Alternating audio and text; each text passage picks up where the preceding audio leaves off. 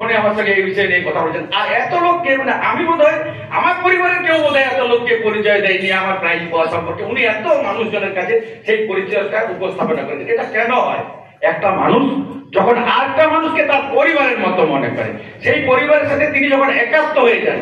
এবং এই ঘটনা প্রসঙ্গে আমার একটা কথা মনে পড়ে গেল।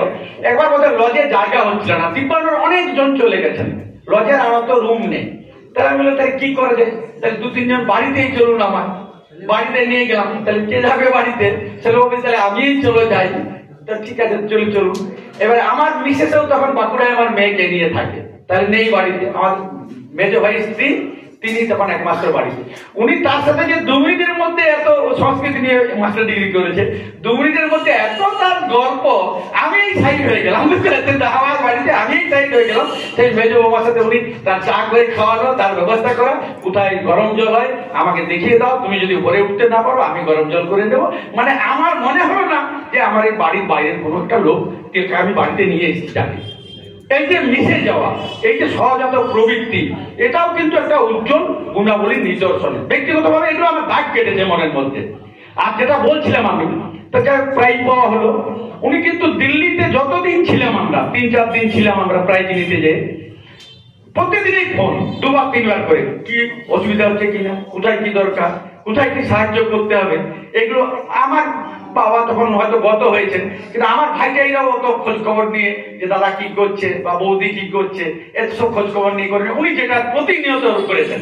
শেষে যেদিন আমি ফিরছি, সেদিন উনি বললেন যে বেহালাতে আমরা একটা অনুষ্ঠান করব, দিব্যায়ন আপনাকে প্রথম সম্বর্ধনা দেবে, আর কারোর সম্বর্ধনাতে আগে যাওয়া চলবে না। আপনি দিব্যায়নের সাথে যুক্ত, আপনাকে দিব্যায়নের অনুষ্ঠানে আগে আসতে হবে। আমার ঠিক মনে আছে শরৎ সদনের অনুষ্ঠানটা হয়েছিল, খুব বৃষ্টি, বেহালা তখন বিচ্ছিন্ন। এখানে মানে আমাদের তো আসার যোগাযোগ বলতে, আজ আমরা গাড়ি নিয়ে এসেছি, কিন্তু তখন আমি একা আসছি, তাহলে বাসে আসতে হয় বা ট্রেনে। তাহলে ওখানে ধর্মতলায় বাসে এসে আমি আর আসতে পারছি না কোনোভাবে, মানে ব্রিজ নেই, ভেঙে আছে। ঘুরে ঘুরে ঘুরে ঘুরে ওই জিগজাগ হয়েছে, বাইপাস করে করে আমি সন্ধ্যেবেলা এখানে পৌঁছেছিলাম। পুরো জামা প্যান্ট সব ভিজে গেছে। উনি তো দেখে বকাঝকা করলেন, বাড়তি জামা প্যান্ট ছিল ব্যাগে, ওই নিয়ে যেয়ে পাশে গ্রিন রুমের মতো ছিল, সেখানে চেঞ্জ করে একদম পুরো জড়িয়ে ধরে স্টেজে নিয়ে এলেন উনি। আর তারপর সেই পুরো হল জুড়ে শুধু পুরুলিয়ার এই কথা। করবে কে কার জন্য করে? বাড়ির মানুষ যদি আরেকজনকে বাড়ির মানুষ ভাবতে পারে, তাহলেই তিনি করেন। সেই রকমই একজন সর্বোত্তম গুণাবলীর অধিকারী ছিলেন শৈলেন বাবু।